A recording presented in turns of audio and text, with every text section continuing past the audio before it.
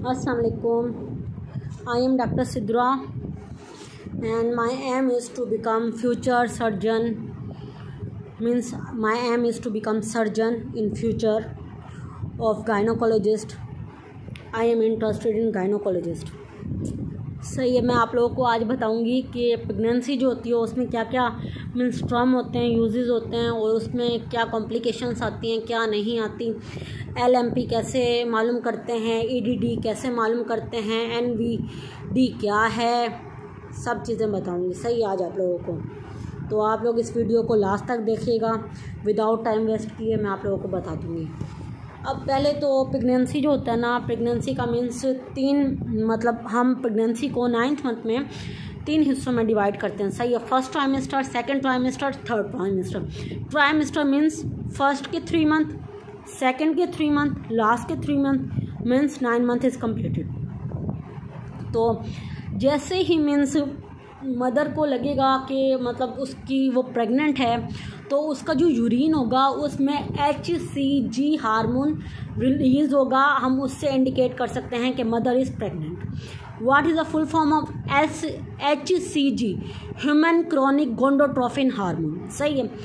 Due to this hormone in mother morning sickness occur. What is a morning sickness? तो morning sickness क्या होती है?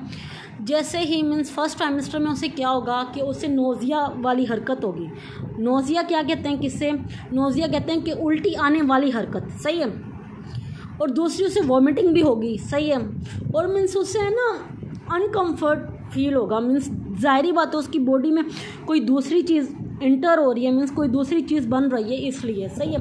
तो जो फर्स्ट ट्राइमेस्टर है वो वेरी कॉम्प्लिकेटेड होता है। सही है। फर्स्ट ट्राइमेस्टर उनका तो ज़्यादा ही कॉम्प्लिकेटेड होता है जो फर्स्ट टाइम मीन्स बेबी को कंसीव कर रहे हैं एज़ कम्पेयर टू जो सेकेंड टाइम कर रहे हैं। सही है। तो ये होता है, ये किसकी वजह से होता है? HCG हार्मोन की वजह से। सही है।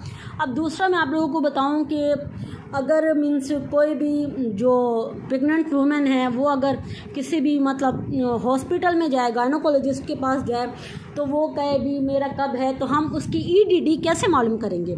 तो EDD कैसे मालूम करेंगे? उसका सिंपल तरीका ये है। EDD की पहले मैं आप लोगों को फुल फॉर्म बताऊं।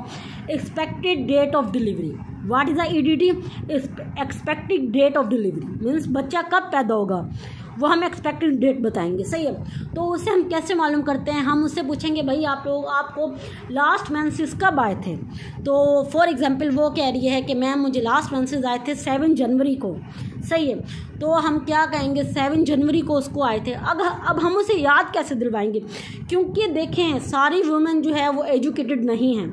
ज़ाहिरी बात है, कुछ विलेजर्स हैं, तो उन्हें हम याद दिलवाते हैं कि कुछ इस तरीके से करके मीन्स कि रमज़ान में आए थे या रमज़ान के बाद आए थे, शिवाल में आए थे, या हम मतलब कोई हिंदू है तो हम कहेंगे भाई होली वाले त्यौहार पे आए थे, दिवाली पे आए थे, कब आए थे। इस तरह हम उन्हें याद दिलवाएंगे कि उन्हें याद आ जाए कि कब आए थे। सही है।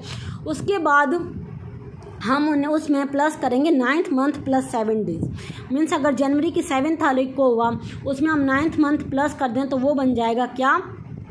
अक्टूबर की 7 तारीख, अक्टूबर बन जाएगा। और उसमें अगर हम 7 तारीख प्लस कर दें तो वो बन जाएगा अक्टूबर की 7 तारीख। तो ऐसे भी मालूम होता है, या हम ऐसे भी कह सकते हैं कि 9th मंथ प्लस 10 डेज़ या माइनस 10 डेज़ मीन्स इन दिनों में हो सकता है। सही है। अब ये है प्रेग्नेंट वुमेन। सही है। अब प्रेग्नेंट वुमेन में क्या होता है? अब 2 किस्म के मंस बेबीज़ होते हैं। एक होता है फुल टर्म बेबी को हम कहते हैं कि मतलब उसकी फुल डिलीवरी हुई है, जो वीक्स होते हैं मीन्स 9th मंथ में ही हुई है। अब एक होता है प्री टर्म बेबी और एक होता है post term baby. Pre term baby means जो फुल टर्म है उसका 9th मंथ उससे पहले हो रहा है। कितने पहले? 28 वीक्स पहले हो रहे हैं। सही है। अब जो प्री टर्म बेबी हैं वो अनफॉर्चुनेटली मर जाते हैं। क्यों मरते हैं? क्योंकि जैसे कि हमें पता है कि 7th वीक में और 7th मंथ में हमारे लंग्स डेवलपमेंट होते हैं, उनकी डेवलपमेंट होती है। तो 28 वीक्स पहले मतलब उसके लंग डेवलप ही नहीं होंगे, और लंग डेवलप नहीं होंगे तो ज़ाहिरी बात है बच्चा तो मरेगा, सांस नहीं ले सकता। उसके बाद question is this, why postmortem babies are dying? मतलब उनकी डेथ क्यों होती है? पोस्टमॉर्टम बेबीज में मतलब सोचें कि वीक्स भी पूरे हैं, हर चीज़ पूरी है, फिर उनकी डेथ क्यों हो रही? पोस्टमॉर्टम पहले मैं बताऊं कहते किसे?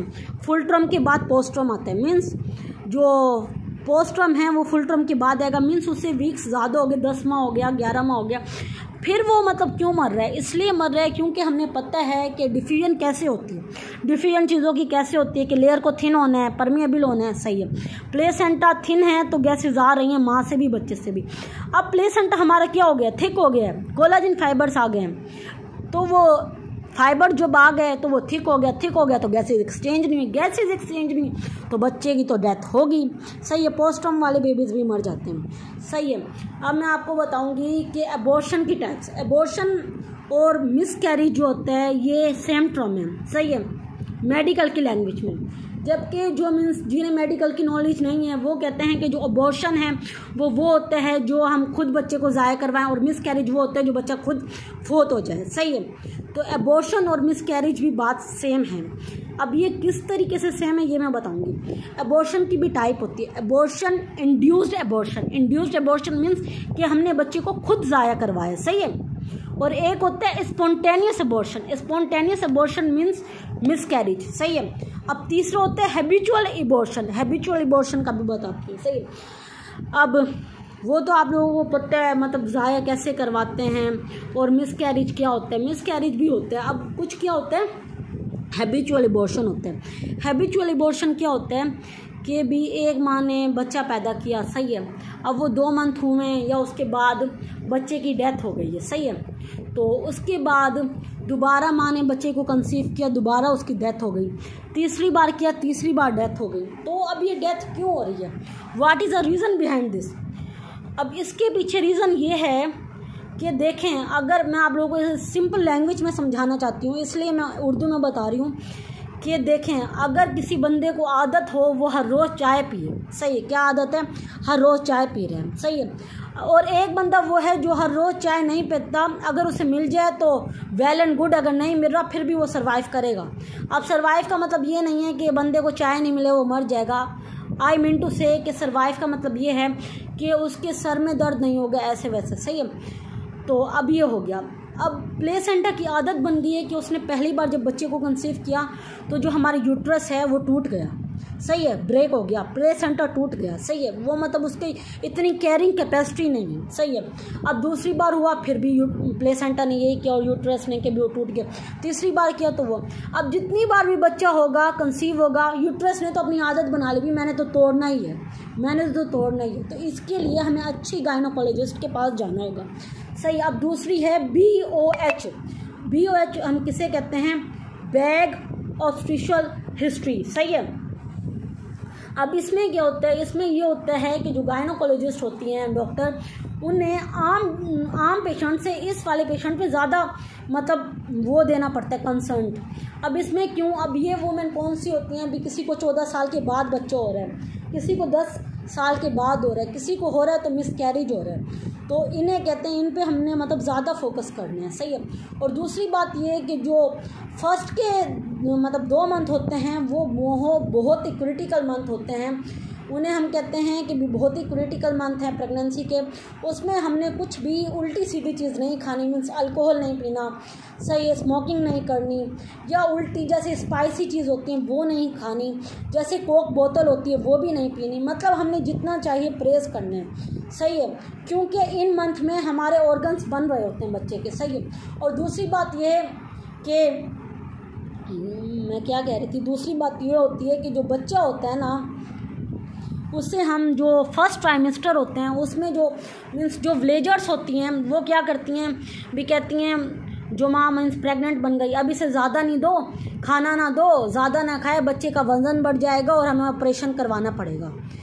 ये पागल बात नहीं तो क्या है, ये जहालत नहीं तो क्या है भाई? औरत ने बच्चा पैदा किया तो उसकी मतलब केयर करे ना, तो उसे हम क्या देते हैं? फोलिक एसिड देनी चाहिए फर्स्ट ट्राइमेस्टर में, विटामिन ई देनी चाहिए। सही है, ये वगैरह हमें देनी चाहिए, कैल्शियम देनी चाहिए।